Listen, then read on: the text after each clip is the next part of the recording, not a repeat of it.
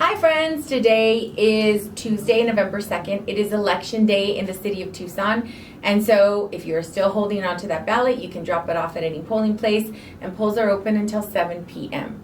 Please vote. It's an important election. So we had a Board of Supervisors meeting just a little bit ago. It's one of the shortest meetings we've had, I think. So we did cover a lot of information, but Associate Deputy, I think that's her title, or Deputy County Administrator, Jan Lesher, ran the meeting. Mr. Huckleberry was not present and is recovering, and so thank you all for your kind thoughts and prayers for Mr. Huckleberry. He is recovering and making progress every day, as the statement that Chair Bronson read from his wife. And so, we just want to honor his privacy and the family's need for privacy and just healing. And so, but Jan Lester did a great job, and so the meeting ran obviously very efficiently.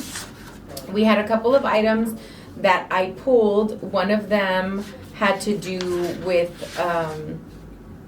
AT&T and providing wireless services. It sounded very similar to an item that we approved for $26 million just on September 21st. So I pulled the item to ask, but this is actually just a replacement of our standard cell phone and other wireless needs, and so that one passed. And then the other was item number 8 is the acceptance of Department of Public Safety to provide GITM, Gang Intelligence Immigration Team Enforcement Mission funds.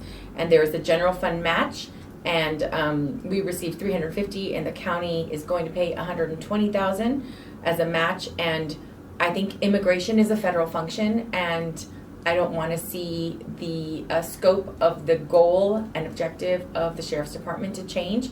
And there were some very specific items there. One of them had to do with human smuggling. Others had to do with, cross-border crime. When that impacts Pima County, I absolutely I want us to provide attention and services to that, but an intervention. But there was a piece of that had something just basically said illegal entrance. And to me, that is really crossing over into a federal function and should not be a county function. And so myself and Dr. Hines voted against receiving that funding. And so there was also an item from Supervisor Hines for funding for homicide survivors.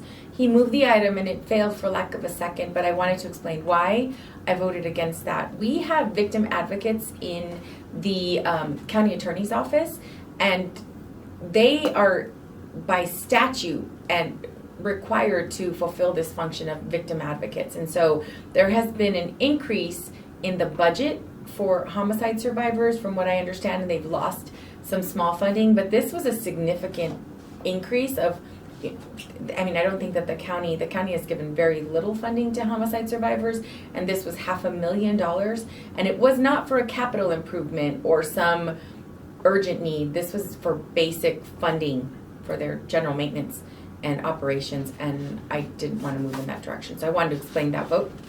And I also think that we need to work to expand and support the programs that already receive funding in Pima County.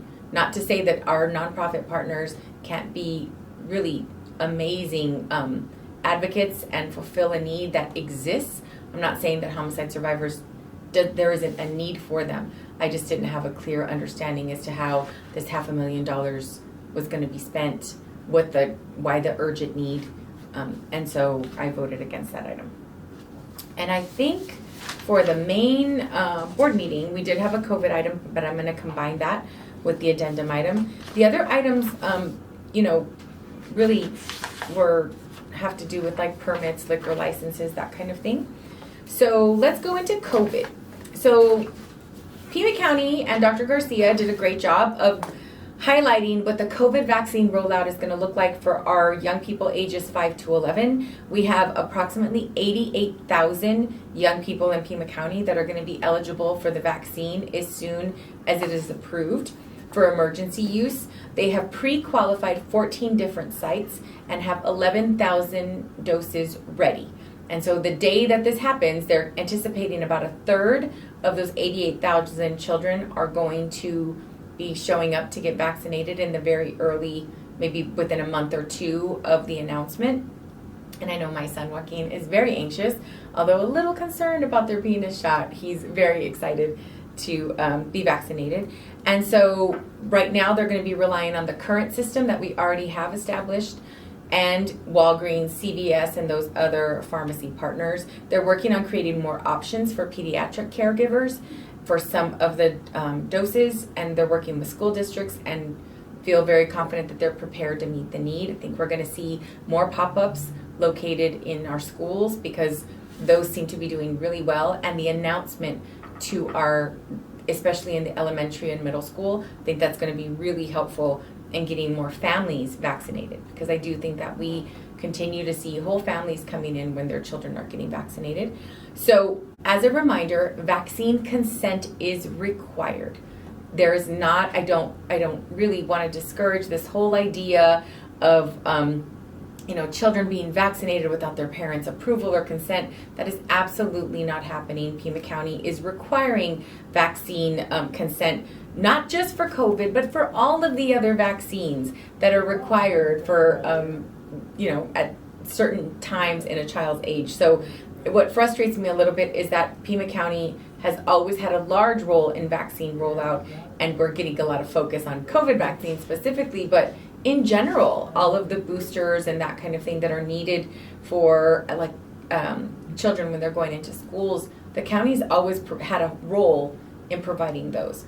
So the other item that came up is boosters for COVID. And so if you receive Johnson & Johnson, you are eligible for a booster, period. As long as it's been 2 months since your dose, you're eligible for a booster. For everyone else, you have to be 65 and older, immunocompromised, some pre-existing condition, living in a congregate setting, or in a high-risk job. So grocery clerk, anyone in the healthcare field, educator, you're working in, student housing.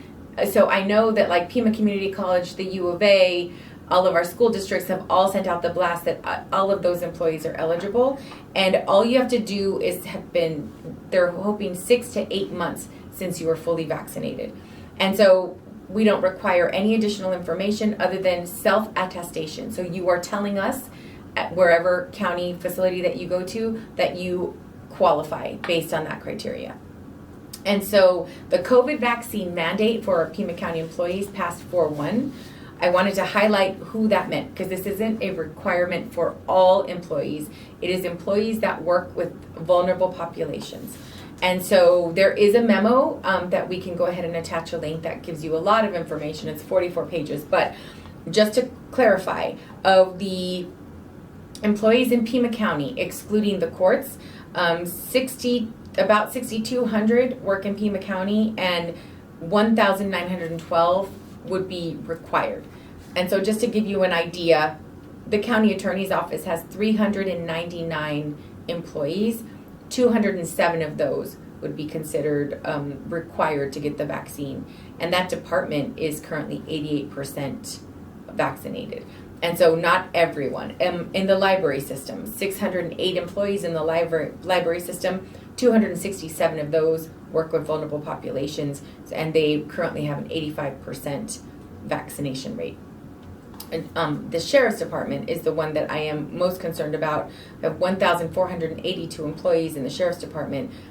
585 of those would be required to get the vaccine, and they're only 62% vaccinated right now.